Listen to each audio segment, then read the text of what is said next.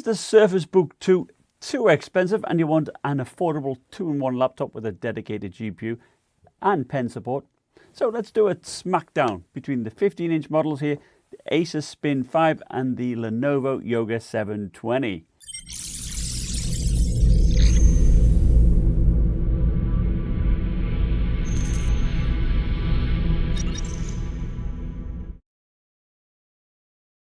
Hi, this is Stephen from Owner Disown. Thus far, I have reviewed the Lenovo Yoga 720 and HP Spectre 360. And if you haven't seen those videos, please click up here. Now, the Yoga 720 has proven to be a great value laptop. And the Spectre has since been upgraded with the new 8th generation i7 8550U CPU. So if any of you are wanting to know how that CPU compares to the i7 7700HQ or even the i5 7300HQ that is in the Yoga 720, stay tuned because this Acer Spin 5 has that same CPU. It is a quad-core with hyper-threading, has a base frequency of 1.8 GHz with turbo boosts of to 4 GHz on one core. It remains with the TDP of 15 watts, so it should not only be better than the previous dual-core solutions while still giving good battery life. My system here costs $999, but I believe it is actually on sale for $899 due to Black Friday. The i5 7300HQ that is available in the Yoga is for the same price as the Spin 5. It is a quad core, no hyper-threading though, and one would expect it to perform worse than the one here, but it has a higher base frequency of 3.5 GHz and a higher TDP of 45 watts. The i7 7700HQ is also a quad core, but it has hyper-threading and has a base clock of 2.8 GHz, boosting up to 3.8, and has a 45 watt TDP. Continuing with the rest of the specs on the Spin 5, it only has one 5400 RPM drive. No SSD, has a max of 8 GB of RAM, a 1080p non-G-Sync IPS display, a GTX 1050 GPU, but with 4 GB of VRAM. My Yoga only has 2 GB, so it would be interesting to see what effects that has on gaming. And visually, the Spin 5 is quite appealing, using an aluminium chassis, the lid being brushed in 2 different directions to give quite a distinctive pattern. Now, before I launch into how it compares against the Yoga 720, I also increased the max turbo boost wattage to 45 watts using XTU. You can also use throttle stop, but the purpose is here, it does allow the CPU to turbo boost up to a higher clock. Okay, so let's see how it compares to the Yoga 720. Getting inside, them both are fairly straightforward, but it is easier on the Acer Spin 5. You've got regular Phillips screws, which you remove, and it's a lot easier to get the back off, whilst here you've got Torx screws, and it was tighter, very hard a lot harder to get the back panel off there. So here we have it, inside of the Acer Spin 5. We have a 50 watt hour battery here. We have the slow 5400 RPM hard drive here. No SSD slots, no M.2 slots at all. The RAM is on the other side of the motherboard, so you cannot upgrade that either. Kudos, you do have a CMOS battery here, which you can remove, which is great. The Wi-Fi card here by Qualcomm Atheros is rather poor range, and also, of course, then once you're out of range, the speeds are pretty slow, so not as good as the Yoga. And you'll notice, interestingly here, only 2 heat pipes shared between the CPU and the GPU with these 2 fans, rather than the usual having perhaps some larger heat pipes, fans going out this way, as you'll see on the Yoga. This explains why it gets rather hot. So what are the temperatures during these non-gaming tasks? Well, I averaged it out, and at stock was the CPU was at 93 degrees, which is crazy for a 15 watt TDP part. Crazy, really. Undervolting it and doing that turbo tweak brought it to 88 degrees Celsius.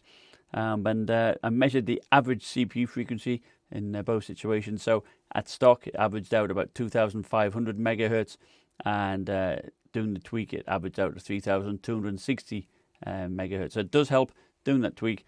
I only saw once it get up to the 4 gigahertz mark, so not good at all. So how hot did the CPU get whilst gaming? Well, I averaged it all out, and at stock it was at 92 degrees, still pretty hot, and it only maintained an average of 2610 megahertz.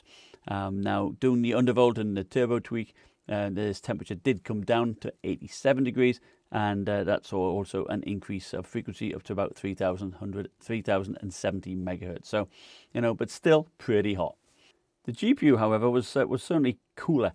And that was 79 degrees compared to the 76 degrees on the Yoga 720. So in a nutshell, the cooling solution on the Acer Spin 5 is pretty poor.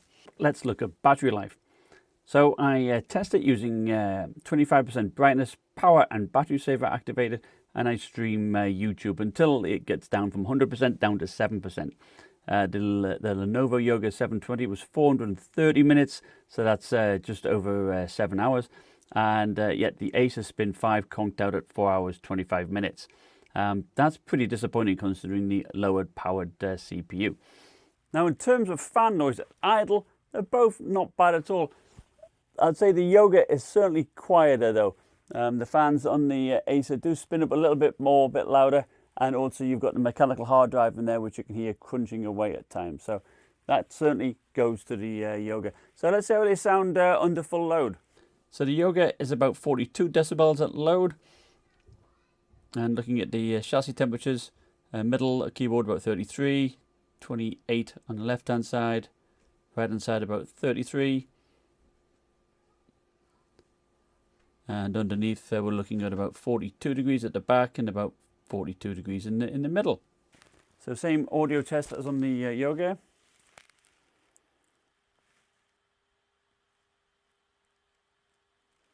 Certainly a bit higher, about 45 decibels. Temperatures on the keyboard are fine. Touchpad 25, so 25 to 33. And in the center about 33, so that's cooler than the Yoga. And at the back, about slightly warmer. So the Acer Spin 5 keyboard does have a separate number pad, which some people may find useful. Not the same on the Lenovo. Hence, this is slightly longer and so bigger in footprint. But you do have the same, combo F keys at the top as you do with the Lenovo, and of course you've got volume key, single press. Also, I've recently done a video on Windows Mixed Reality. The same as you do here. I do get the occasional tracking issues with the. So that's good. So no pressing the FN key to change the volume, and the layout looks pretty much the same, of course. But the arrow keys here are going to be more cramped than they are over here on the Yoga because of the number pad, of course. In terms of backlighting on the keyboard, on the Acer, you can just press that key, which is quite nice. But it's only on and off, on and off. And on the Lenovo Yoga 720, you press the space bar and FN.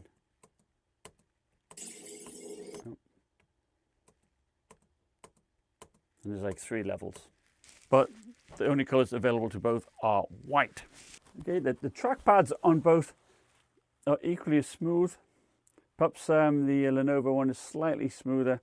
And the one on the Acer Spin 5 is slightly bigger and perhaps a bit more square in shape than the Yoga 720. The trackpad on the Acer Spin 5 has an integrated fingerprint reader, whilst on the Yoga 720 the fingerprint reader is a bit further to the right here. And in terms of usability,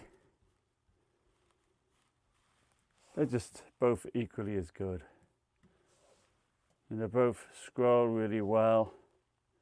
Pinch zoom are good. Both use Windows Precision drivers. Can't fault them at all. And gestures and all that work just the same. So I'd say that's pretty comparable. All right, so looking at the speakers, the Acer Spin 5 has speakers here at the back, and the Lenovo Yoga 720 has them here underneath at the front, firing down into your desk. So which ones are louder?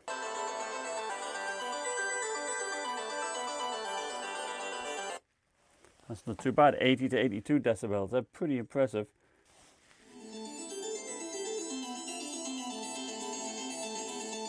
So more like 78 decibels for the Yoga. So the speakers are certainly better on the Acer Spin 5.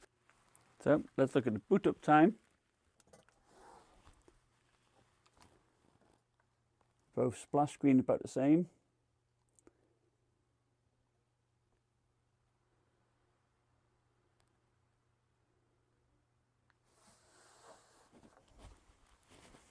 Lenovo much quicker.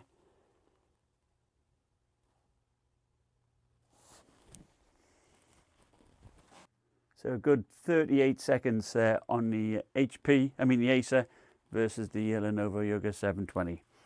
So looking at the ports then, on the Acer Spin 5, on the left hand side we have the power connector, HDMI, USB-C and 2 USB 3 ports, one of which you can use to power devices. And on the right hand side we've got a couple of activity lights, and we have a very useful power rocker button here for when you're having it in tablet mode, microphone headphone jack, SD card reader and a USB 2 port, power button and the Kensington lock.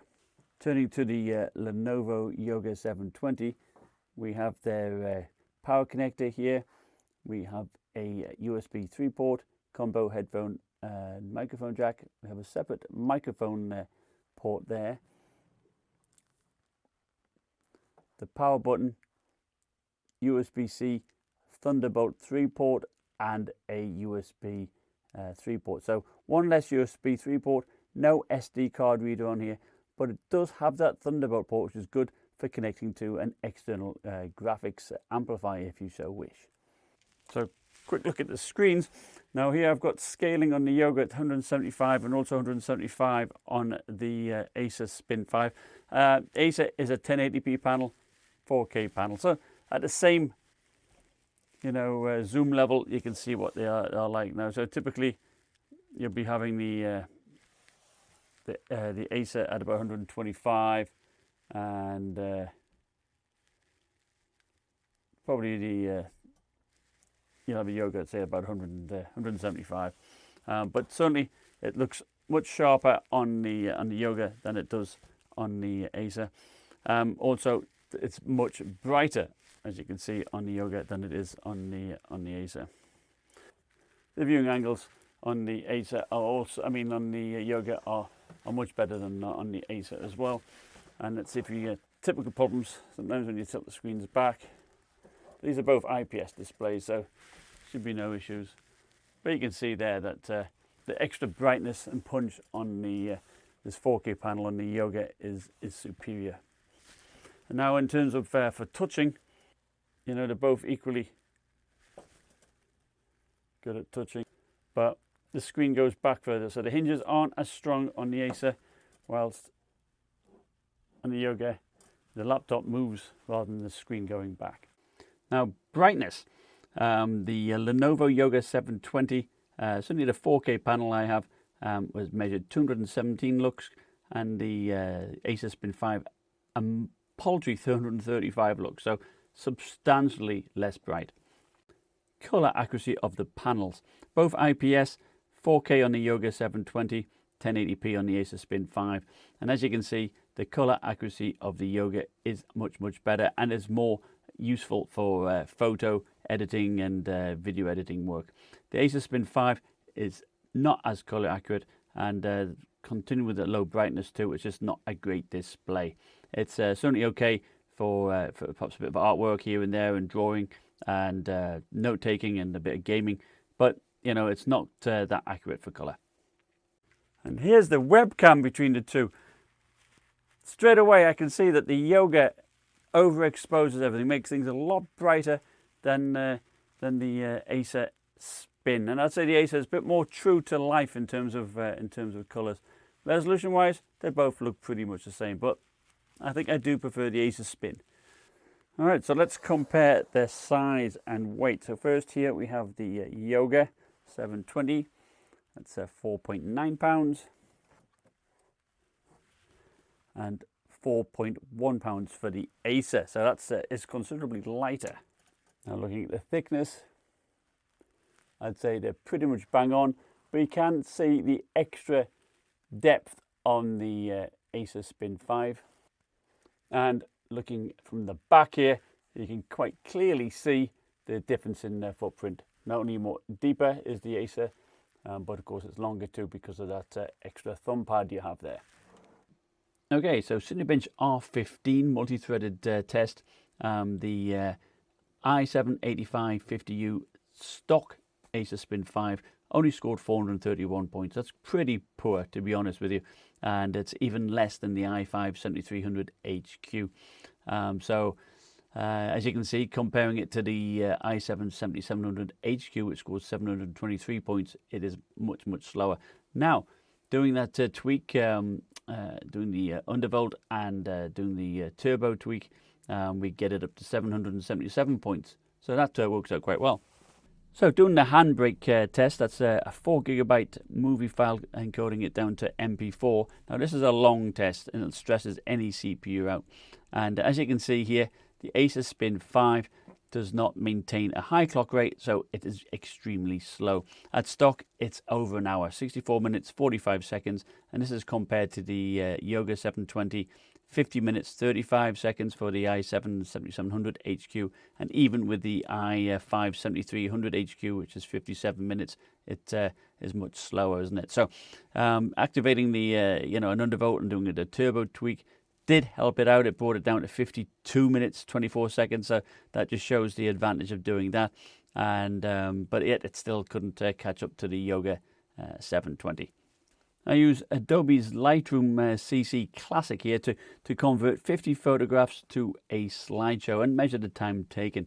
And as you can see, the i7-7700HQ in the Lenovo did it in 15 minutes 40 seconds, whilst the Acer Spin 5 with its i7-8550U CPU unfortunately did it in 18 minutes 29 seconds. Even doing the turbo tweak and the undervolt there, it's only brought it to about 18 minutes 50 seconds. So no improvement because it is a longer test and it does not maintain such a high clock rate. All right, so let's look at some gaming.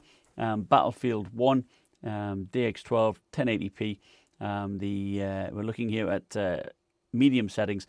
Acer Spin 5 gets 25 FPS, whilst the Yoga 720 only gets 59. So, over double the frame rate. So, Rainbow Six Siege, 1080p, average FPS.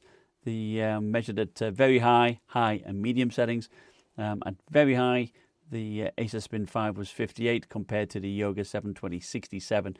And this maintained going down to quality settings. In fact, as you got lower down into the quality settings, say medium, the gap grew because, it became more CPU intensive then. And that i7-8550U CPU is definitely bottlenecking the graphics card. Rise of the Tomb Raider, gained 1080p, DX12 Ultra settings. The Yoga 720 got 32 FPS, yet the Acer Spin 5 only managed 20. And reducing this quality settings down to medium brought it to 41. So, big difference there. So to conclude, I was very disappointed with the Spin 5. The hard drive is really, really slow. So the first thing I would do is swap it out with a 2.5-inch SSD, and that would make it feel much more snappy. Unfortunately, you cannot swap out the i7-8550U CPU. By default, it is even slower than the i5-7300HQ. You definitely need to increase the turbo power max wattage to allow it to use more watts and maintain a higher clock rate. This definitely helps in short loads, but if anything takes, if you're doing something that takes a long time, like video rendering or encoding, even gaming, it just cannot maintain that level of performance. The 7700HQ or even the i5-7300HQ maintains a higher performance due to its higher TDP. The GTX 1050, I think, is actually totally wasted in the Spin 5. Perhaps the MX150 used on the new Spectre 360 actually might be more suitable, and it perhaps could bring the price down. Can you game on it? Sure, but definitely only at medium settings, and unfortunately there is no Thunderbolt port like there is on the Yoga 720, so no connecting to a external graphic solution. Now, it is easy to get into, which I do like, and you can upgrade the hard drive and replace the rather anemic cooling solution. And you know what, I did like the build quality. It's very nice, and it's also quite light for its size. The webcam is decent, you know, for 720p. I did like the speakers, they were very good. The keyboard was good, the trackpad was good, and also using the pen was very good. And in fact, indeed, I think the main benefit of the Spin 5 is for those who want to use the pen and the ability to switch it to a tablet. I do like how the volume button is on the side, so you can actually change the volume when it's in tablet mode. And you know what, I'll give it a score of 73%. And I think at $800, it is quite good value, but I wouldn't pay any more. Thanks for watching, like, subscribe, and I'll see you next time. Bye.